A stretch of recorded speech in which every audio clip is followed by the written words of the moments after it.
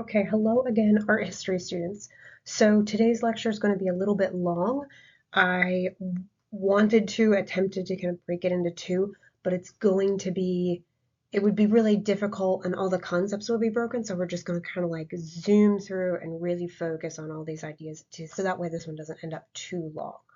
Let's get started. So we talked about aesthetics. Aesthetics is that branch of philosophy that deals why we like what we like. So off of that idea, I want to ask the question or pose the question to you guys. Do you think art has to be beautiful to be art? And then can you like art that you do not find beautiful, something that you find kind of repulsive? Um, can it still be art? Is it still art in your eyes? There's no right or wrong at this time, and then we're going to kind of go through some things. So right off the bat, I'm going to talk to you guys about your discussion. So this artwork is what the discussion is about. I'm not going to go into it. You guys can find that information online. So I want you to first look at this artwork and make a judgment. Do you like it? Would you own it? Would you pay money for it? Would you hang it in your house? Would you hang it in your house in a prominent location that you would see every day, like right across from the toilet, right? So, um, just would you have this artwork? Do you like it? That's a judgment I want you to make. And then we're going to keep going with the lecture and we'll come back to it. Okay, so this artwork is about, or this lecture, sorry, is about analysis. So analysis are different ways, or think of it like different lenses that art historians and art appreciators look at art through. It's kind of like whose perspective or what are the main ideas that you're looking at when you look at something. So this information here is pretty important. I want you guys to keep this in mind. So interpreting ideas that are in any given work of art involves analysis. And then understanding art is a cultural skill that must be learned. No one comes into this world like, I understand art, right? That's not a thing. This is something that you have to be taught, that you have to activate in your brain about what lens you're going to look at art through. So keep that in mind. This is something that you need to be taught. So there are different ways in which you analyze art, and the order of them is only important for this first one, formal analysis, and this last one, contextual analysis. All of these others in the middle, their order that they're presented in does not matter. It's just formal analysis at the top and contextual analysis at the bottom. All the middle ones their order can be in any order. So keep that in mind. Formal analysis, pay kind of extra attention to that because you guys will be doing a formal analysis. So let's talk about it first. Formal analysis is the process of analyzing an artwork through the elements and principles of design, which we just spent lectures talking about. So it is only looking at art through these fundamental, what is presented in the artwork. Let's look at an example. Okay, so this is Edward Hopper's Nighthawks from 1942. So I want you guys to take a moment. What you would be looking at is principles and elements of design, right? Repetition of form, right? These rectangles.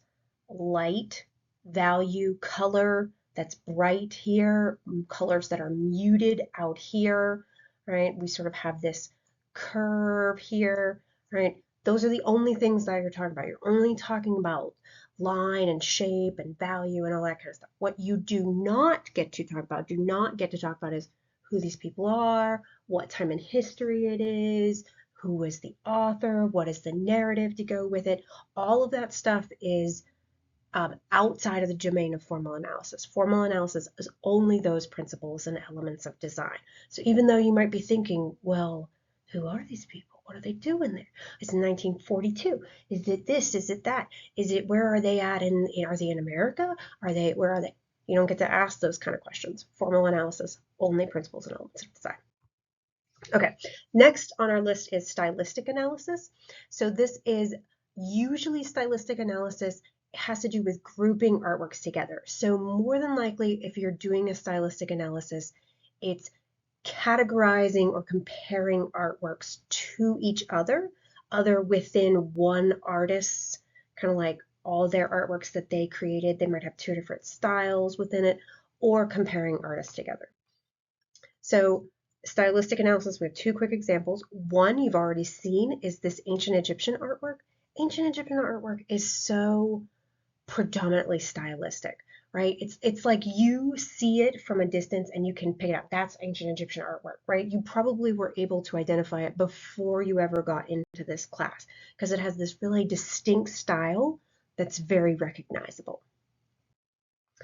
Another way of talking about this is comparing artists that are all making artwork at the same time, thinking about some of the same things. This is from the Impressionist era. We're going to talk about this way later in the semester. So it's like all three of these are by different artists, but those different artists are kind of interested in the same things. So they're kind of developing a similar style, or they're all at the same time. So that's stylistic analysis. Next on our list is our analysis in a religious context. So there's this really PC term that we use, which is called the sacred realm. So the sacred realm is things that cannot be seen with the human eye, right? Religious images oftentimes have different people in them that are maybe some are contemporary for the time that it's made, and then religious figures that are sort of no longer with us, that kind of idea. So this considers artwork in that religious context. Now, this is very important. It will often include identification of narratives, key symbols, and important figures. This goes along with that idea that this is a cultural skill that needs to be learned, right? You need to be aware of whatever the religious ideas were of the people who created the artwork in order to know those symbols. Let's look at an example. All right, so who are those people in the center? Right? There's two people in the center. Who are they? Right? You've made a guess. So they are, I've got the little information here. It's Mary and Child, right? So let's get color that you guys can see. So Mary with Child there in the center. So how do we know that's who they are, right? Why would we know that, right? Or how would anyone who was not sure, how could they figure that out? This has to do with iconography.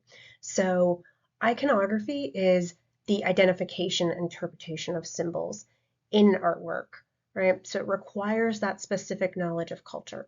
Mary is always in blue. That is part of Mary's iconographical identity, right? So we have these building vocabulary words. Iconography, iconographical identity is how you identify who a character is, right?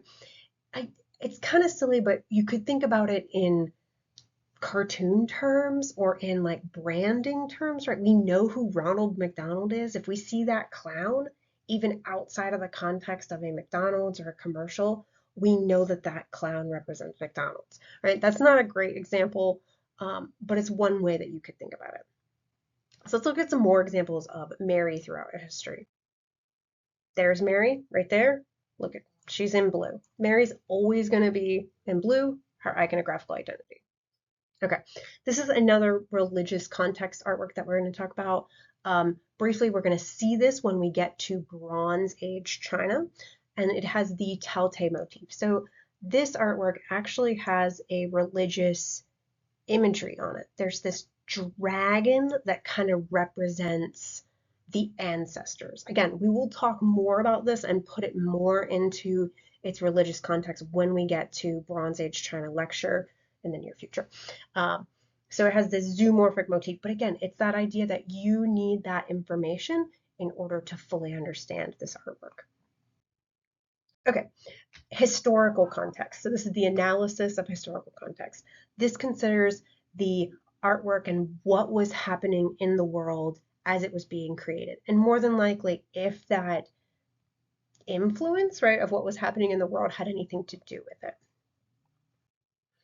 So this is Pablo Picasso's Guernica. I'm going to give you the historical context of this as quickly as possible.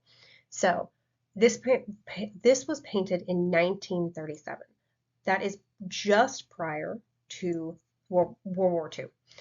World War II. Okay, so just prior to World War II, this is during the Spanish Civil War. And during the Spanish Civil War, there were two sides, and one side really wanted to get in good with Adolf Hitler, right? They were seeing that as the side that they wanted to join in essence, right? So this is before the full war breaks out. This is before before America is involved. And so they were kind of like, okay, we want to get in good with that guy. So they found out that Hitler had a bomb that he wanted to test. And they said, hey, you want to test your bomb? We have a town that you can test it on. So they sent out essentially census workers to this town to record all of the people, all of the structures, every doghouse, outhouse, fence, how much water flowed through the area, right? Like a ton of information about this town called Guernica. Then Hitler dropped his bomb on this town, right? That was unsuspecting, did not know. Then that group, the Spanish government at the time, that was kind of trying to get in good with Hitler, then went out again and recorded everything that was still standing and essentially gave him a report of how destructive his bomb was, right? This was like a presentation to the Nazis. So the artist Pablo Picasso is Spanish, right? He's the artist here. So after this happened, and also the information that essentially the government planned this, right? This was incredibly impactful, right? This is a major historical event, especially in the eyes of Pablo Picasso, who was Spanish and was alive at that time. He left Spain after this, and I don't think he ever returned to live. He may have returned to visit and that kind of stuff. So he painted this giant monumental painting commemorating the destruction of Guernica, right? Notice that it's all in grays, so it's all in this kind of ash color, right? And that's there, it's not without design that this is all in the grayscale and has no color in it. So you cannot, why am I telling you all this, right? You cannot understand this painting without understanding the historical context. It is strongly linked to the historical context that it was painted in, right? We could talk about stylistic analysis and compare it to other paintings by Picasso or other painters at the time, right? But that wouldn't be giving it its full story. It's strongly linked to that historical context. Right. Next is biographical context. So this can overlap with historical context. Historical context does a lot of overlapping. So this is the artist's personal experiences, what happened to them in their life, and their kind of recording of that. So this theme oftentimes depicts everyday life. It depicts people kind of as they are, which we'll talk about a little bit different when we get to identity. So this is sort of like an artist's view of themselves. So this is Vincent van Gogh. This is self-portrait with bandaged ear and pipe. So at one point in time in Vincent van Gogh's life, he struggled with mental illness. And that kind of mental illness kind of came and went in his life, and kind of this pattern. We have a lot of information about Vincent van Gogh's biography, what his mental state was. He wrote really detailed letters to his brother about all the events in his life. And then his brother wrote back to him. They had like a very, very active writing. So we can kind of piece together his biography very easily in his own words through those writings. At one point in time during his mental illness, he cut his own ear off. We can talk more about that. There's lots of information online about it. It's kind of an interesting story. It has to do with him trying to control his mental illness, but he cut his own ear off. And then this painting was painted after that. So this is part of his biography. He did this deed and then he's recording it in paint, right? So it's part of his biography, biographical analysis. All right, analysis of the politics and social order. This again often overlaps with historical analysis. So this is political art and social statements that are often have to do with kind of like sociology, right? They're reflecting things. Let's look at examples.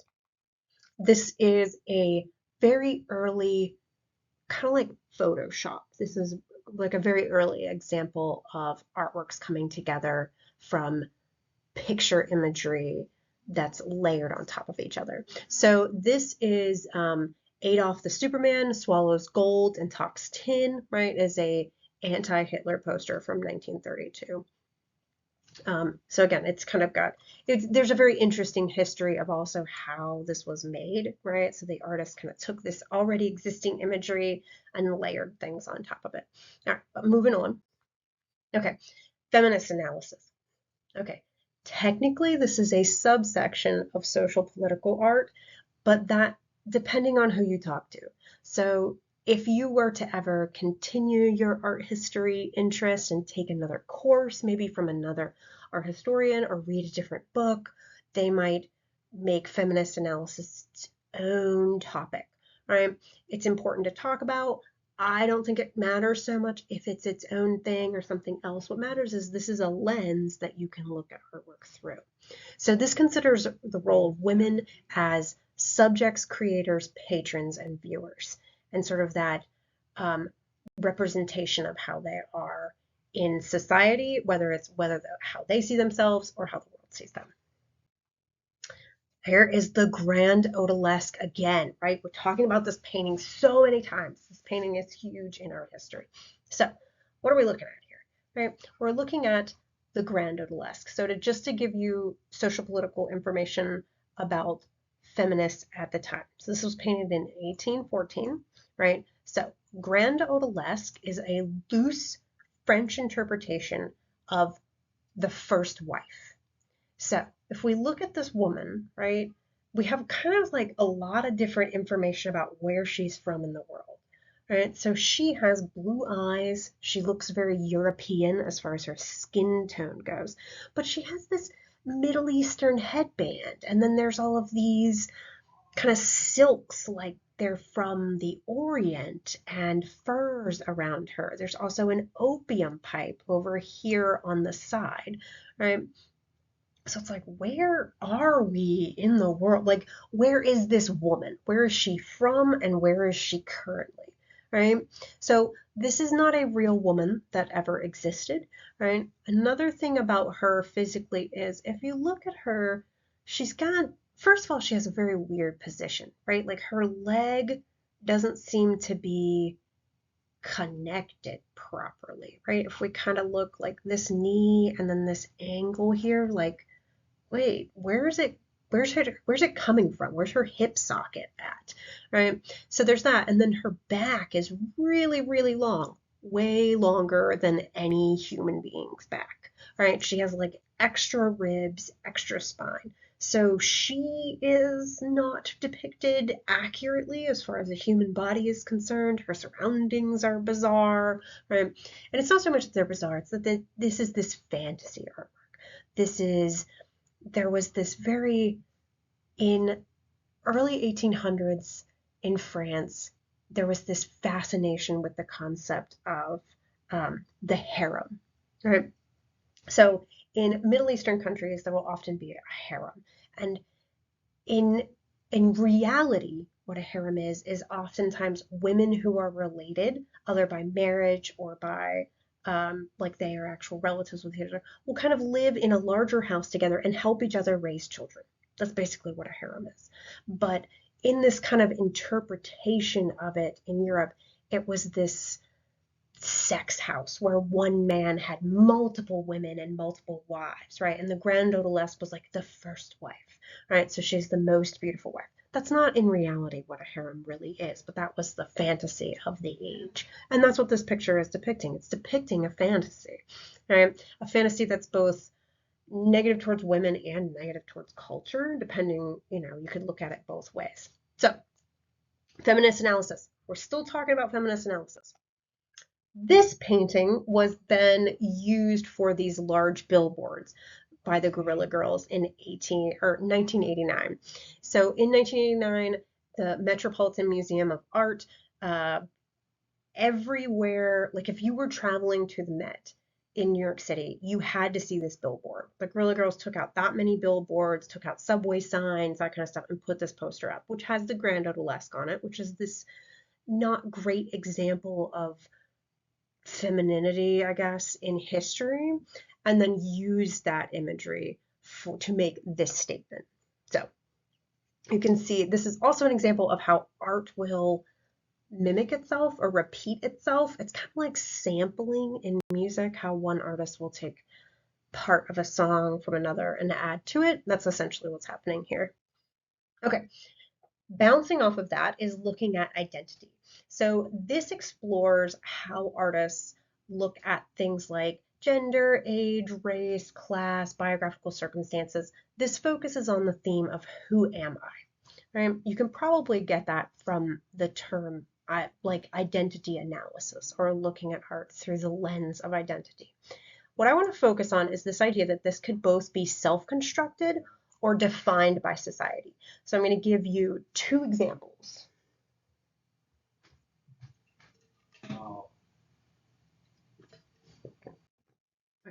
The first is constructing an identity, and this is Napoleon. So here we have this depiction that Napoleon himself commissioned, meaning that he paid for and wanted this artwork made. So what are we looking at? So this is Napoleon crossing the Alps. So Napoleon famously went through a battle and took his troops over the Alps, right? So over these mountains. So what are we seeing here? We're seeing, let's kind of look at it just a little bit with formal analysis first, right? We have all these diagonal lines. Look at this horse, right? He's got all these diagonal lines in his position, right? His tail's going back the opposite way, right? We've got this arm up, we've got this cape, right? There's all this action happening. There's actually soldiers in the background. There's a storm that the clouds are coming in an opposite way. It's like chaos, right? In the background. Now, I know it's kind of hard to see, but look at Napoleon's face. He sort of looks like one of those memes where it's like, hold my beer. Like he is cool and calm and collected. And he's intentionally crafting that identity. He wants the artist to paint him this way. He does that again. We're going to quickly look at another example. All right, so here's another example of Napoleon on his imperial throne.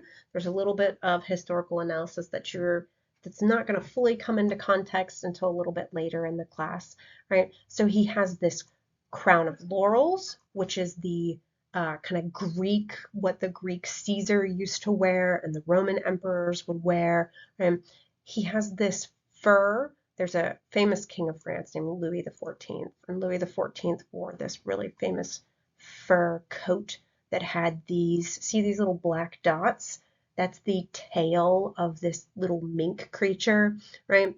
So then he has this scepter, which is famously in Europe the symbol of authority, right? The queen or king of whatever country is oftentimes going to have a scepter and a crown. And then he has this scepter, which has the little hand.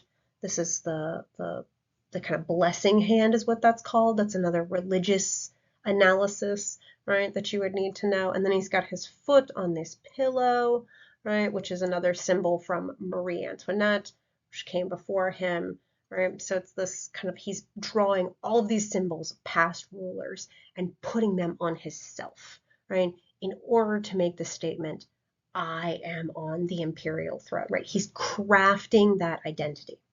So, like I said, that's a self-constructed identity that he's crafting. Now, identity can also be defined by society. So now let's look at an artist that deals with identity as defined by a society rather than crafting it themselves. So this is Nikki Lee. This artwork is from 2001. Nikki Lee is an artist who's still alive. She's a photographer. This is a pretty good self-portrait of her, right? There she is. She's got her camera here, right? So that's Nikki Lee. That's also Nikki Lee. That's Nikki Lee there in the center. That's Nikki Lee there with the cat on top of her head. And that's Nikki Lee there in the purple jacket. So what this artist does is she goes to these different groups and then sort of talks to them, asks them how they are viewed by society or how they feel that they are viewed by society. Then she'll also kind of write a large accompanying paper that goes with it, with these interviews and kind of with these conversations about who how they are viewed. Then she'll dress up, right? And then sort of be taken in that imagery with them. So that's where, and it's this idea that how society views you or how you think you are viewed by society, especially if you are a member of a community, kind of like we can think here of like the elderly are often a forgotten member of the community, someone that we don't think about. We might pass them on the street, smile or something, but nothing bigger than that.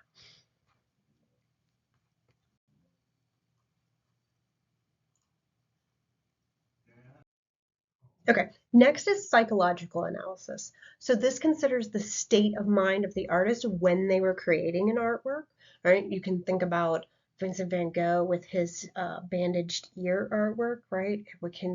What is he trying to capture with that? He wasn't trying to capture the moment that it happened, right? He was trying to capture kind of the aftermath of it. So it also can consider what, if any, psychological response the artist is trying to get out of the viewer, right? So it can be reflecting their psychological response or trying to elicit one out of you.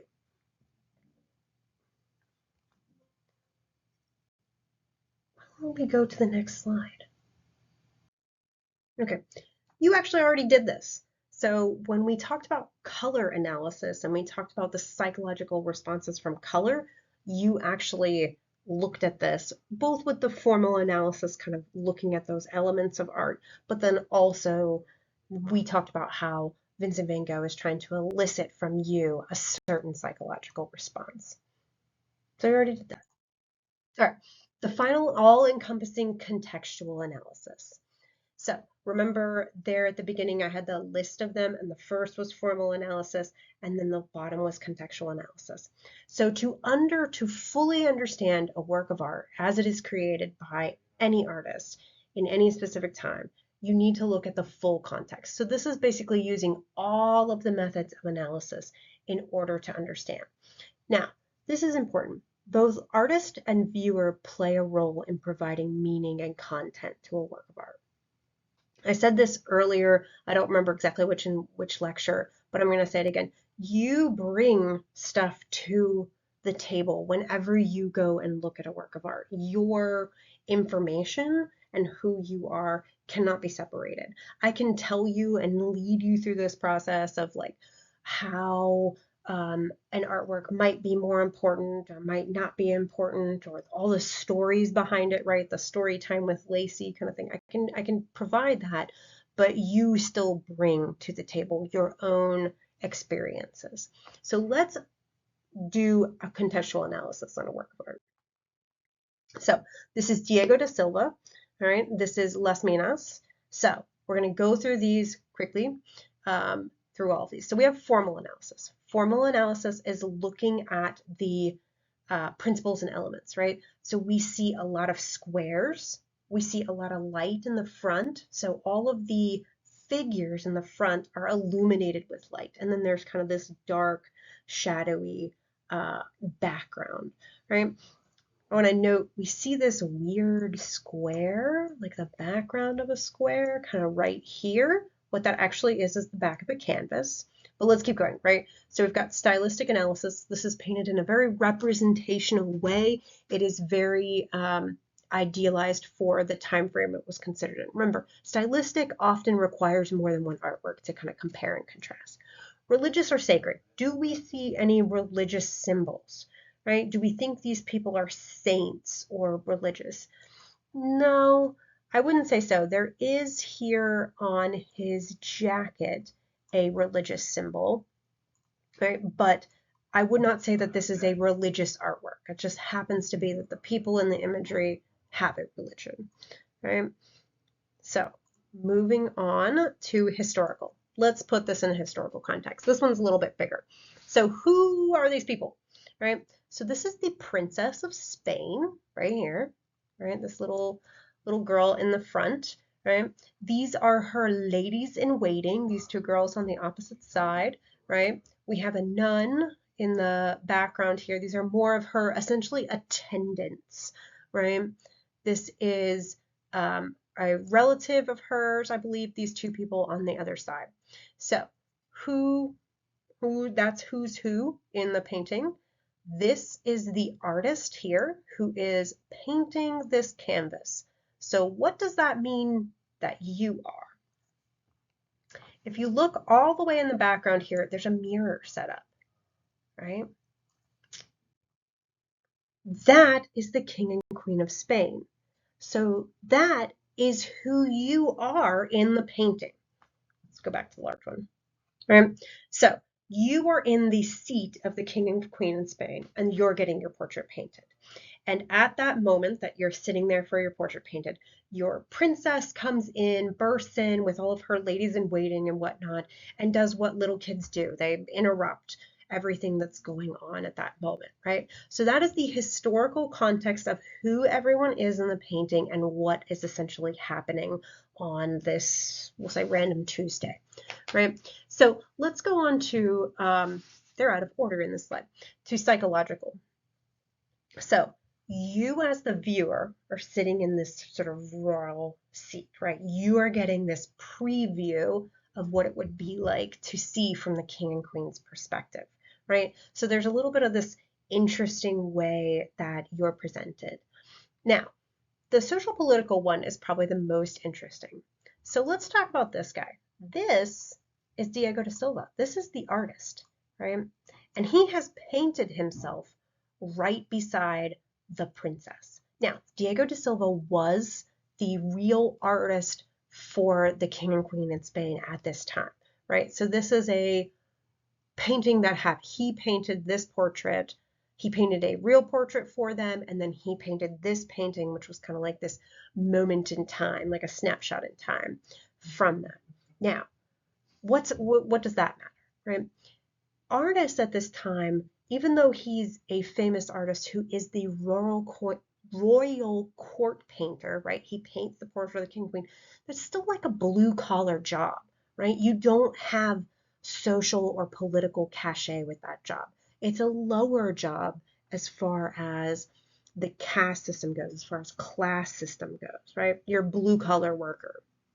So by painting himself right beside the princess, just arm's length away from her, he's essentially elevating his own social status, right? So this ties in with identity of who he is, who she is, who the other patrons are, right? He's trying to elevate his own status and his own importance, basically, by painting himself right alongside the King and Queen of Spain. Now, if you're kind of cynical and you're thinking, well, why should he care, right? Why would he want to put himself right next to these famous people? I want you to think for a moment. Let's say you were getting coffee and a famous actor came in, right? Whoever your favorite actor is came in. Wouldn't you try to get your picture taken with them, right? To be, there's that natural need to want to be with the beautiful people, to want to be one of the social elites, right? So that's identity, and that brings us to the full contextual analysis, right? Not listed there is biographical analysis. I've got to change that, but that is the other one, and that kind of also plays into social, political, historical, all of them, right? Okay, moving on. So there's all that information there, and then that brings us to the influence of this artwork. So Pablo Picasso, who we've talked about in this lecture before, really loved this painting. It's another Spanish artist, right? And he wanted to set his skills against this master, right? Diego da Silva is one of the masters of Spanish art history, right? So he repainted that painting, or reinterpreted it. 45 times he reinterpreted that painting. And this is one of them. So I want you guys to look at this and think about, well, what is important to Picasso? Because it obviously doesn't look like the same painting, for sure. What is the most important area of this painting, right? Who is the most important person, right? So remember when I was kind of giving you guys the information and I was like, oh, there's some people over here and some ladies in waiting, and that's the princess. Remember there was a dog, right? None of that's important. None of those people are important to Picasso. He barely even finished this guy, right? Who's got his foot on the dog. He didn't care about those people. Who does he care about? He cares about this artist, right? He made him the entire size of the room. He's the largest figure in the room. He's the most detailed, without a doubt, right? That's where Pablo Picasso spent his time, was painting Diego da Silva. He doesn't really care about the princess, right? That's not who he's looking at in history with importance. He's looking at that artist with history and importance. So go to the next slide.